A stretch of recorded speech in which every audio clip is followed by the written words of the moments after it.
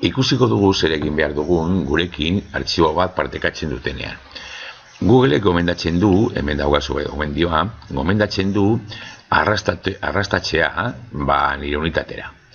Artxiboa. Nik horrela eginda batzuetan izan dut arazo bat. Eta da, artxibo hori behin eta berriro agertzen dela gero nirekin partekatuetan.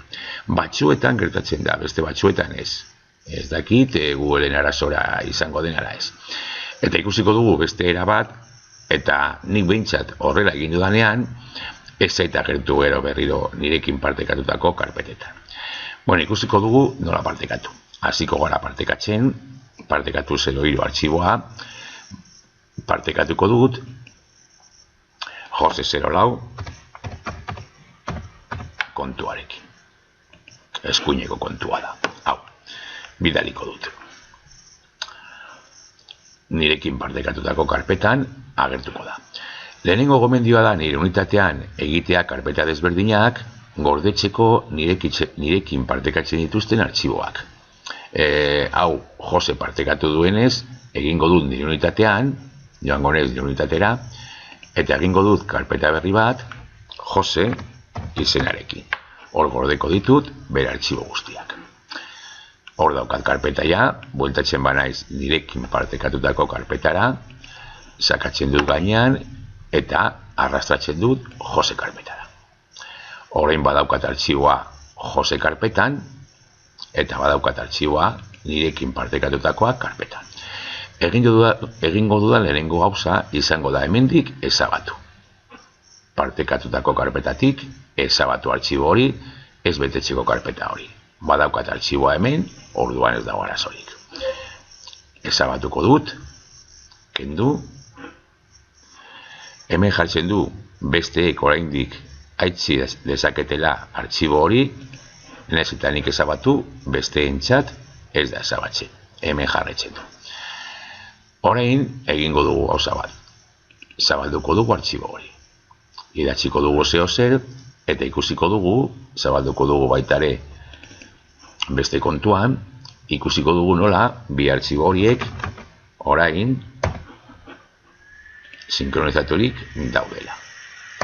Idazten badut batean edo bestean idazten da. Sinkronizaturik daude. Itziko ditut, eta lehen bueltatuko naiz nirekin partekatutakoak karpetara. Artxiboa ez dago. Kasu honetan ondo atera da.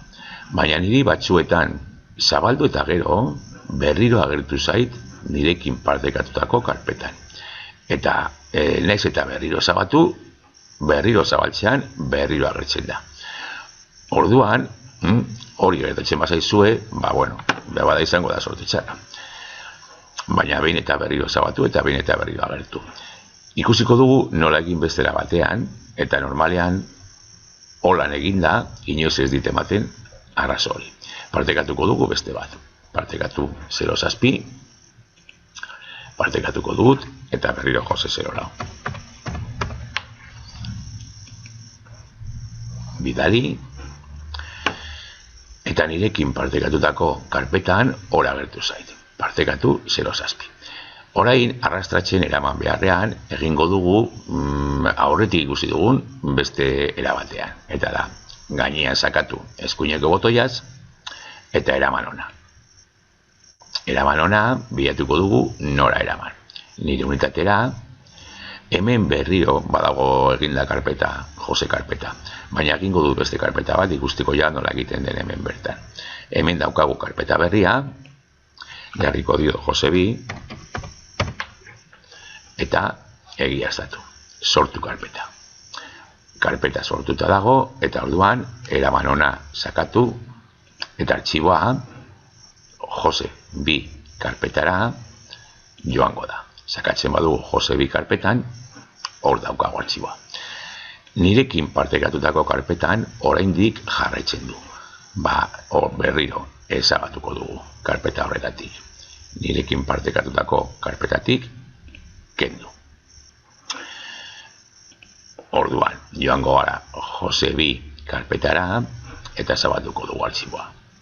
Zabalduko dugu baitare beste kontuan, berriro ikusteko sinkronizaturik daudela. batean idatzi eta bestean ere agertu. Sinkronizaturik daude. Itxiko ditugu bi artxiboak, Josebi karpetan badaukagu eta nirekin partekatutakoa karpetan ez dago. Niri normalean hobeto funtzionatu dit beti metodo hau. Baina saiatu alzarete biak, bai arrastratzen, bai eraman ona egiten. Eta normalean nik ezabatzen badut artxibo bat, nirekin partekatutako artxibo bat, ez da ezabatzen besteentzat. Orduan, alde horretatik ez dago arazorik. Baina bai arazo bat sortu alda, eta da izena aldatzea. Jarriko naiz edo zeinetan, Josebi karpetan adibidez, eta partekatu 07 artxiboari aldatuko diot izena. Aldatu izena, jarriko dut nirea, adibidez. Partekatu 07 nirea. Ados. Zer gertatu da? Bestean ere izena aldatu dela. Orduan, nirekin partekatu duen artxiboa, behar bada, ez du aurkituko, beste izen bat jartzen badiogu. Orduan hemen dago argi gauza bat. Inoiz ez aldatu artxibo baten izena. Zurekin partekatu duten artxibo baten izena. Inoiz ez. Eta amaitzeko, egin duenak artxiboaren jabea dena ezabatzen badu artxibo bat, hemen daukagu lehendik partekatu dugun artxiboa, 03 eta 03, egin duenak ezabatzen badu artxibo bat, guztiontzat ezabatzen da.